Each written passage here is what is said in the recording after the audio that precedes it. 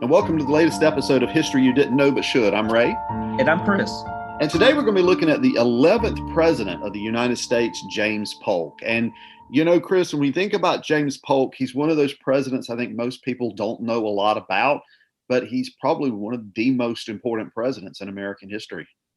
Absolutely. And once again, it's always good to bring forth a North Carolinian, even if it was for just a short time. But, you know, when you start reviewing the legacies of presidents, James Polk is probably, as I think Arthur Schlesinger put it, is in the near great status when it comes to the effectiveness and the role that he played as a president. He was hardworking, he was conscientious, he was really a smooth politician and one that never gave up.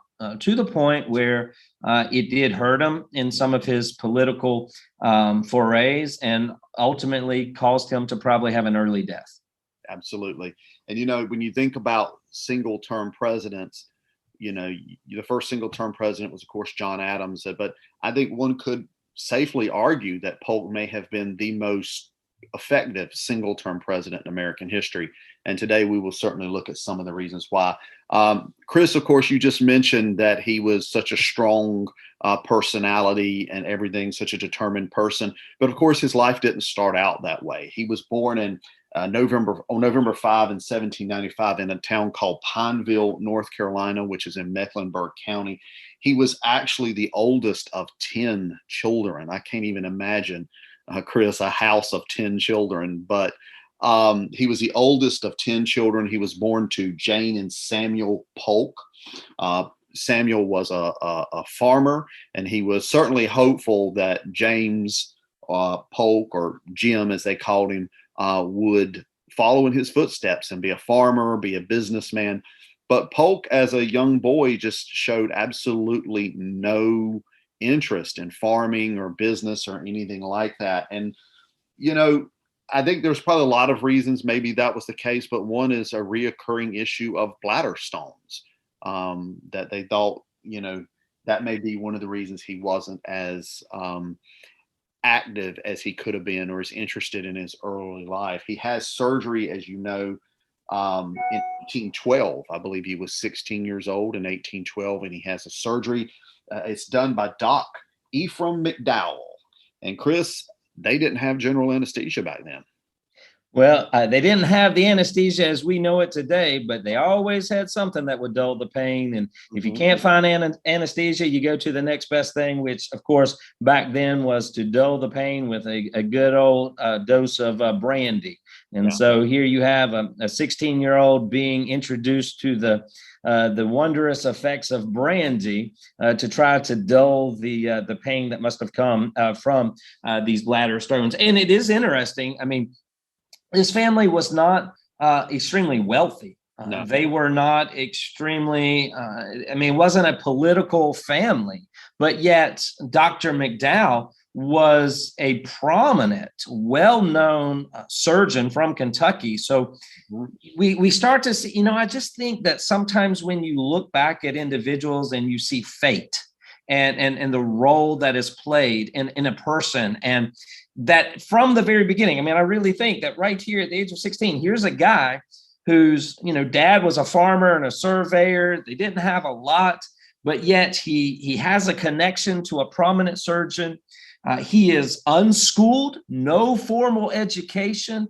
And yet after this surgery, for the very first time, he's actually able to enroll, not just in any school, but basically having only had 2.5 years of formal schooling. Somehow, some way, he enters the University of North Carolina, Chapel Hill. And at the end of that education will actually be graduating as a salutatorian, I believe, from the University of Chapel Hill, and will be seen as very knowledgeable of the classics, mathematics and ancient writings and Latin and all of that. So what a wonderful upbringing of going from, you know, rags to riches, if you will, not looking at the wealth aspect of that, but just in the right people, right time, right opportunities, and taking advantage of all of those things to become successful.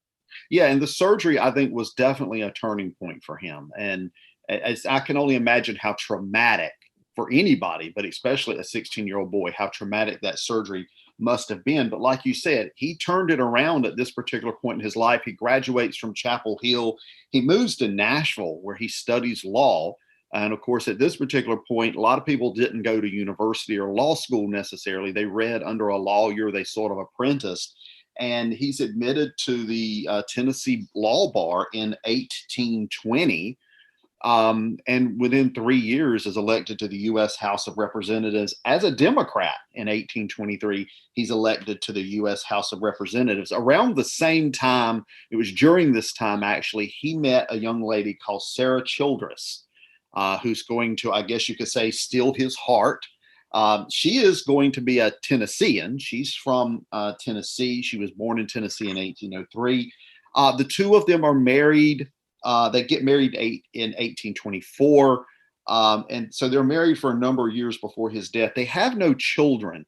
And this sort of goes back to the bladder stone surgery that he had at the age of 16. Apparently, he's the only one of Samuel and Jane's children that did not have children of their own. And a lot of people, Chris, have pointed back to that bladder surgery, that bladder stone surgery that he had, as being possibly the reason he was unable to have children. So he and his wife, Sarah, though they don't have children of their own, they do take in a nephew, Marshall Polk, and they raise him as sort of, I guess, their own son, even though he's a nephew.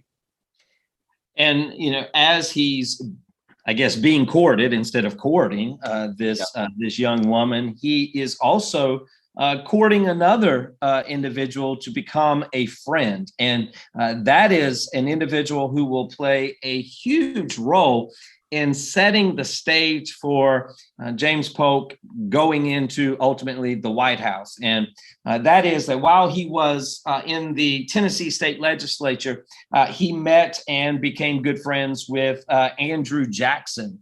And they have a very good friendship.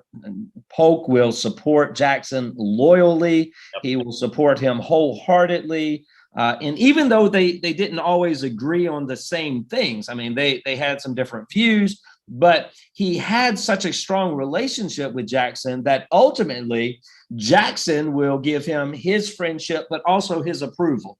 And of course, if we go back and think about it, nicknames, Andrew Jackson being known as Old Hickory. Well, James Polk had a nickname that will be thrust upon him, Young Hickory. And I think that comes from that friendship that they have. And what is also interesting about this is Andrew Jackson is known as this powerful, very eccentric, outspoken, doesn't really care what he says nor what he does, and dares anyone to question him. But James Polk was the exact opposite. He had, as one person put it, he has as much charisma as a puddle of mud. He was humorless. He was somber. He had really, some people would say, no life. And ultimately, you mentioned Sarah, that when they eventually get to the White House, she will ban hard liquor from the White House. She doesn't allow dancing at the White House. And Sam Houston, another character in the course of history, once said that James Polk was a victim of the use of water as a beverage. So it just goes to show you that Polk, even though he was a little different, he surrounded himself with people that would help him get to the place where he needed to get. Yeah, he knew how to get the contacts he needed in order to move forward in his political career. And as you said, he is going to be a big supporter of Andrew Jackson through Jackson's 8 years in the White House. And he also does support Martin Van Buren, who, of course, was the vice president for Andrew Jackson and became president following Andrew Jackson. During this time, Polk is in the House of Representatives in Washington, D.C. He's elected to a number of important posts, not the least of which, Chris, was Speaker of the House and in 1835. And he ultimately leaves Congress for the purpose of going back home, his adopted home at that point of Tennessee, to become governor, which he wins, but he struggles as governor because he has an uncooperative legislature, which of course is a problem for many executives, either the federal level or the state level. As you get a legislature that's not very cooperative, and it's very hard to move your agenda through when the legislature's not going to cooperate with you. And so you look at this time point in his life, and we go back to the beginning, and we've detailed about the surgery, and but also finding yourself really meeting expectations that many thought you never would have met. And I think at this point in his life, it's probably one of the lowest points. Yes. And he has, left Speaker of the House, which was one of the most powerful positions in the United States at this time. And so here he is, left that. He went back home thinking he was going to receive all the support. He was governor, but then he loses his reelection bid as a governor after having been voted out of office and failed to be reelected in 1843. And so many people might have just said, I'm out of politics. I'm done. I'm going to go back and just kind of, practice my law and just, be a community citizen and just maybe write my memoirs. But then this stroke of luck once again falls into Polk's lap, and where we mentioned he has the nickname Young Hickory, this new nickname comes upon him where he is starting to be called the Dark Horse, and will greatly impact the election that is going to come up for presidency. Yeah, in 1844, he does have this desire to be president. He wants to be president. Of course, at the time, being known as a dark horse, he comes into the Democrat convention of 1844 definitely as the underdog. Martin Van Buren, having been both vice president and president previously, is sort of seen as the better of the two chances, I guess you could say. But ultimately, Polk, running a lot on the idea of the admission of Texas as a slave state, he's actually able to win over the Democrat convention and come out of, I wouldn't say come out of nowhere, but almost come out of nowhere and get the nomination of the Democratic Party. And he goes into the election of 1844 and challenges Whig Henry Clay, who had also been a very influential Speaker of the House of Representatives. And of course, he defeats Henry Clay. Not a lot. I mean, it's not a landslide victory. It's 170 electoral votes to 105. But I think Polk got like 49.5% of the popular vote. So it's not a landslide victory, but it's a pretty safe victory going into the White House there in 1845 when he was ultimately inaugurated in March there of 1845. And what's interesting about that election is maybe two things. First of all, I mean, you have Henry Clay that many students of history will know about the illustrious career of Henry Clay. He was very powerful in his dealings with a variety of different events. And actually, Henry Clay, and this might have helped James Polk when Henry Clay, basically said, well, James Polk, I'm running against him, but he's basically a political nobody. Which is interesting considering the guy had been governor, he had been legislature of Tennessee, he had been Speaker of the House. I mean, but, saying that he was political nobody, I think goes back to the fact that Polk did not have the charisma. He didn't have the things that Jackson had or that Henry Clay had. And, Henry Clay, said, I was surprised they didn't choose someone who would be even more worthy of a contest that would go with that. And, Henry Clay was a Whig, and maybe it was better for him that he did not get the presidency because, as you know, the only two men to actually win the presidency as Whigs, William Henry Harrison and Zachary Taylor, both died in office. So maybe it was to Henry Clay's benefit just to stay out of that game. Right. And also the fact that, James Polk, he wins, but he also loses. I mean, yes, it was a close contest, but he loses his home state. Yeah. And I think it's interesting to go back and review presidents who who win but lose their home state. I mean, that usually your home state is a guaranteed win for you because they always want the hometown person to be elected as president. So he fails to carry Tennessee, but immediately steps into office of the presidency, and I carries on with a policy which many of our listeners are familiar with, but it really needs to be broken down a little bit. And that was his idea of manifest destiny. And in the fact that, here is Polk coming into office, who is this champion for this concept in which he truly believed that the United States had been given this mission by God, that God Almighty had chosen the United States to extend its boundaries, to go west, young man, and to do it without any consideration of what was westward. And I think that maybe the concept of what Polk was trying to do, or what he was wanting to do, is there, that he wanted to expand the United States, and ultimately he does, but the way that he goes about doing it, as you just mentioned earlier, talking about introducing these states as slave states, that's where it's going to get him into some trouble, because how can you say that you have been given a gift by God to go west and to destroy whatever it is that you encounter, along the way? It's kind of like he had been listening maybe a little too much to his buddy Andrew Jackson in that, and he might have missed the point. Yeah, it's hard to argue that one was given a mission by God, and you're going to carry that mission out by enslaving other human beings. Of course, he comes into the presidency, and there's that gap between, there always is, even today, between the time someone's elected and the time they actually are inaugurated.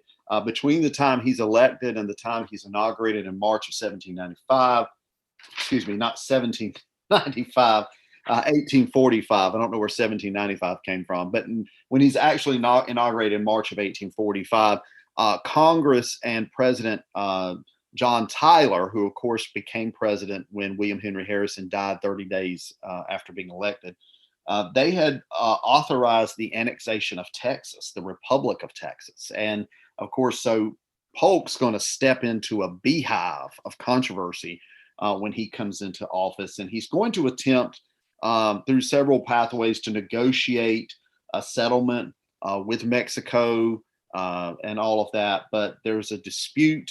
Mexican troops kill several U.S. soldiers north of the Rio Grande in a disputed territory. And this is going to turn Polk's attention to the need for war. So he goes to Congress, then he asks Congress for a declaration of war. And on May 13, 1846, he gets that declaration of war, and the United States launches the Mexican War over Texas. Yeah. And, this is kind of where the wheels kind of come off the wagon, if you will, and Polk's ambitious drive for manifest destiny, because he comes in and he has a lot of critics, and one of those critics even being Abraham Lincoln, who basically say that what you tried to do was to provoke Mexico. You were trying to start a war when we didn't need a war. And the political motivations, the personal motivations, we do not know. We don't exactly know why he did this and what happened. But that peace treaty that they finally settle and go, basically at the end of the day requires the United States losing upwards of 13,000 soldiers, basically costing about $100 million, and succeeded in, I guess, conquering, if the right word is that, about 1/3 of Mexico's land. Sure. Absolutely. Yes. In just one term, Polk is able to oversee one of the greatest territorial expansions of any president. I mean, forget Thomas Jefferson and Louisiana Purchase. I mean, you've got Polk, who is now from the Atlantic Ocean to the Pacific Ocean in less than 4 years. And you have California, Utah, Nevada, Arizona, New Mexico, Colorado, Washington, Idaho, Oregon, Montana. I mean, all of these are as the result of Polk. And the problem comes with that is you've kind of got to put an asterisk to it. That the nation expands, but it expanded maybe because of ambivalence towards what we were really trying to do when it comes to manifest destiny. Yeah, a lot of the people who were, quote, in the way, unquote, suffered greatly, thinking there, of course, about the Native Americans who were already living in those territories and had been there for many, many centuries by the time the United States started, moving west and claiming statehood and all of that kind of things. Now, of course, it's not just Texas and Mexico he's going to come into conflict with. It's going to be England as well, the United Kingdom. He's going to come in conflict with them over the issue of the Oregon Territory. Now, Chris, this is a very different situation than what he had with Texas, because England still at this particular point in time is an extremely powerful force, has a very good navy at this particular point. So he can't just sort of declare war against them. So there is a negotiations settlement. Of course, initially there's this idea of 5440 or fight, the 5440th parallel, which goes well north into what is, modern day Canada. Today it goes up near Alaska, actually. That was what Polk and many of his supporters were wanted, that 5440 parallel. But they ultimately settled, the Polk administration and UK settled on the 49th parallel, which of course is where the United States border is today, the northern border of Washington state. And we cannot also overlook the other pressing issue that is now coming into play with Polk and with this expansion. I mean, we have to look at the time period. We're in the 1840s, moving into the 1850s. The debate that is raging within the United States of America is, all right, so we're going to get these new territories. We're going to get these states. Now, are they going to be free states? Or are they going to be slave states? And through the Missouri Compromise and through some other things that have been going on, it's kind of like, well, we'll bring in one state as a slave state and another state as a free state. And, here's Polk, who comes in and basically is sidestepping slavery. He's wanting to avoid talking about it. He doesn't want to deal with it, even though it's number one on the list of domestic issues in the United States at that time. And, of course, some people would say, he doesn't want to deal with it because of his relationship with slavery. It is recorded that James Polk owned more than 20 enslaved people and had actually brought some of these enslaved people to work for him at the White House. So you have a president who has enslaved people working at the White House in the midst of a raging debate over what this nation is going to do with the concept of slavery. And you have a president that is kind of sidestepping it, which is setting the stages for this to ratchet up into a very, very heated debate. Yeah, and of course, his predecessors are going to have to deal with the Western expansion of slavery, whether you're talking about Zachary Taylor, who's only in office about a year and a half, 2 years, and then Millard Fillmore comes in, followed, of course, by Franklin Pierce. And of course, under his watch, you have Bleeding Kansas and all the controversy there. And then you have James Buchanan, where the wheels come off and the Civil War pretty much becomes guaranteed when South Carolina secedes from the Union following the election of Abraham Lincoln. So yeah, he adds more territory to the nation than probably any other president, or more territories added under his presidency than under any other presidency. But it's very much a mixed bag. I mean, we have him to thank for the current shape and geography of the United States in many ways, but there's two sides to every story. Now, Polk leaves the presidency in 1849. He does not seek re-election. He's one of a very few number of presidents who did not even seek to be reelected. And he doesn't live that long after. He leaves in March of 1849 when Zachary Taylor takes over, and he dies 3 months later on June 15, 1849. Relatively young, but the presidency took its toll on the man. It took its toll on his health, and he died shortly thereafter leaving office. Yeah, I think there's a couple of things that speak to that regardless of the way that he handled certain issues and how he did certain things, I do think that, James Polk was seen as a dedicated president. He worked extremely hard. He rarely liked to delegate things. He ruled his cabinet with an iron hand. He was very determined in how things were going, wanted to go and wanted to do. I remember reading in one of the research pieces leading up to this that they did a survey of Polk's time in office. And though it was only 4 years, they said that he only took 27 days off, that the rest of the time that he was engaged, that he was working. And so with that, another thing, if we need to highlight some of the positives about Polk, is that, he said at the beginning when he received the nomination, he had already made up his mind. I'm for and done. I have no desire to further this. I am not going to be a candidate for a second term. I'm going to return to private life, and I'm just going to say, job well done. You've achieved, the highest level of public service work you can do, and I'm going to go home and I'm going to work on my estate. I'm going to write my memoirs. I'm going to see the world go by. And it just reminds us of the enormous pressure and stress that comes with being a president. Here's a guy who said, I'm only doing 4 years, and finds himself embroiled in a lot of different things, dealing with the expansion, with slavery, with, competition from other parties, and that it ultimately, it killed him. Mm-hmm. It killed him, that, he is worn out. He is sickly because he didn't take time off. He didn't appreciate the finer things in life. And he returns home thinking, I've got the rest of my life. And next thing you know, he's dead. So I do think that regardless of our feelings for presidents, both past and current, we must always respect the office and the pressures that come with the office, and that it doesn't matter our party preference or things like that.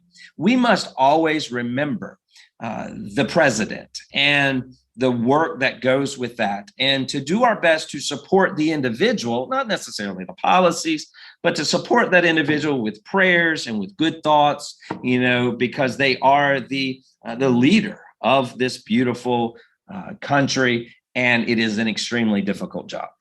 Yeah, it is an extremely difficult job. And today, all you have to do is look at pictures of people when they're elected president, and then look at them 4 years or 8 years later. And they look much older than they did just 4 years or 8 years earlier. Chris, I think this has been a very educational episode. I know I learned a lot. I already knew a lot about Polk coming into this, but I think in the research and preparation for this episode, I learned even more about Polk than I knew beforehand. So I think this has been a great episode, and I hope our listeners have enjoyed it. Yeah, I would just encourage people, if you're in North Carolina or in Tennessee, down there in Pineville, North Carolina, you can go and visit the historic site of James Polk. Mecklenburg County is very proud of James Polk. And, it is interesting that some people will look at presidents of the 19th century and say that very few compared to James Polk, minus Abraham Lincoln, the things that James Polk did.